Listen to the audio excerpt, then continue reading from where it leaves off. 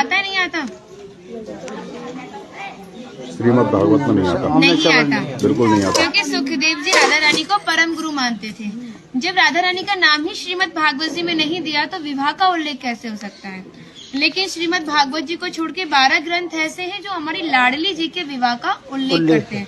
लेकिन जिस भांडेर वट के नीचे आप खड़े हो, इसका श्रीमद् भागवत जी के 10वें स्कंद के 18वें अध्याय में 22वां श्लोक कि बृहंतो बाहि मानस्य 4 यंत्रस्य गोदनम भांडीरकम नाम बटम जम्बू कृष्णम प्रोग्राम, यानी वृक्ष द्वापर युग में बहुत विशाल था, 4 योजनों में फैला हुआ था। इसकी जो सीमा थी वो 15 किलोमीटर में थी, तो इसको पंचकोशीय वृक्ष के नाम से भी जानते थे।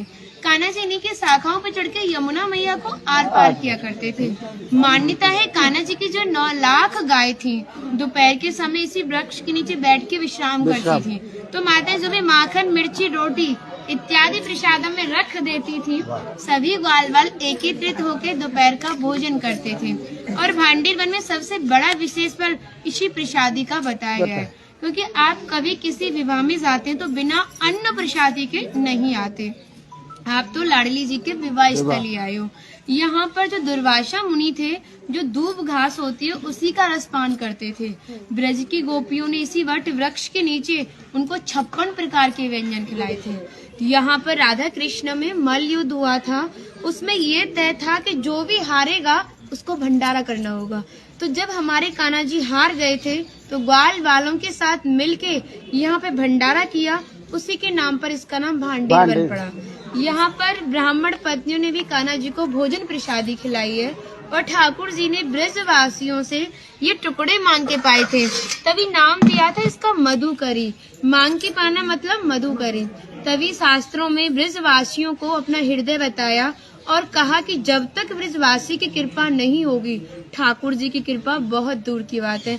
यानी सर्वप्रथम ब्रजवासी की कृपा होना बहुत जरूरी है, जब ही हमारे ठाकुर जी हमारे ऊपर कृपा करते हैं। हमारी राधा रानी ने स्कंद पुराण में इस स्थान के बारे में ये कहा था कि जो भी गुप्त वृंदावन आएगा वो मोक्ष को प्राप्त होगा। यानी भांडीर वन को ही उन्होंने गुप्त वृंदावन कह के संबोधित किया। तो कान्हा बोले तुम इतनी बड़ी बात को कह रही हो, लोग पाप करेंगे और सीधे दौड़े भांडीर वन चले जाएंगे, क्योंकि आपने तो मोक्ष धाम ही भांडीर वन को कह दिया। तब हमारी लाडली जी ने कहा नहीं कान्हा, मैं जिस पर विशेष कृपा करूंगी, जिसके प्रति मेरी भक्ति भाव दोनों सच्चे हैं और भक्त मेरी शादी में उपस्थित है। यानी आज से 5,500 वर्ष पूर्व आप इस स्थान पर थे। मनुष्य तो कोई था नहीं, तो अपने आप को कीड़े मकोड़े, घास फूस, पतझड़ इत्यादि अपने आप को मान सकते हो।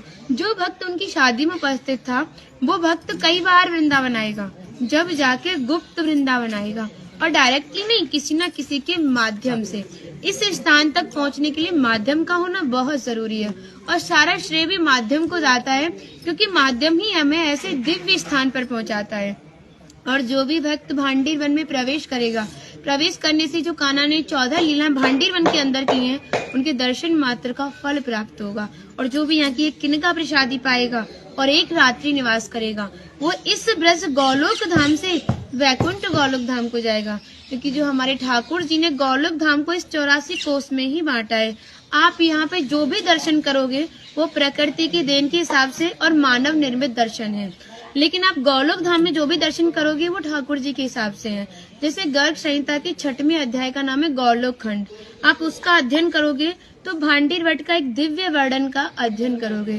कहते हैं गौलोक धाम में ब्रिजा नदी के किनारे भांडीर वट है, यानी यमुना मैया का नाम ही गौलोक धाम में ब्रिजा है। तो यहाँ पर भी आप एक भांडीर वट के दर्शन कर रहे हो। कहते हैं लोकनाथ प्रभु जी ने कहा है कि अगर भक्त इस भांडीर वट का दर्शन कर ले, दर्शन मात्र से, स्पर्श की तो बात बहुत दूर की बात है, दर्शन मात्र से ही उसे दोबारा गर्भ में जाना नहीं पड़ता। यानी भक्त 84 लाख योनियों से मुक्त होके मोक्ष को प्राप्त करता है।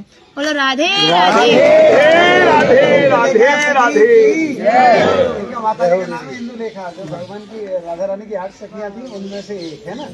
और मन नहीं कर रहा कितनी तारीफ करे, वो है नहीं इसलिए बोल नहीं रही, कृपा कारण स्टार्ट कर दिया। हम सब केवल बाजरे की रोटी खिला रही हो, तुम सच में राधा रानी हो। और ऐसा आशीर्वाद दो हम सबको, सच में ऐसा आशीर्वाद दो कि हमारी मैया भी, हमारी सब माताएं भी थोड़ा थोड़ा जिनसे ये मिलें, देखिए भक्ति का स्तर है, एक इतना बड़ा एक इतना है, तो इनको जो इनसे छोटी भक्ति में ये भी उनको कुछ ऐसी बातें बता के भगवान की ओर आकर्षित करें, सबको ऐसा आशीर्वाद दो। आप ब्रजवासी हो इसलिए सक्षम हो, दे बहुत सकती भक्ति हो। बढ़े और ब्रज में वास मिले।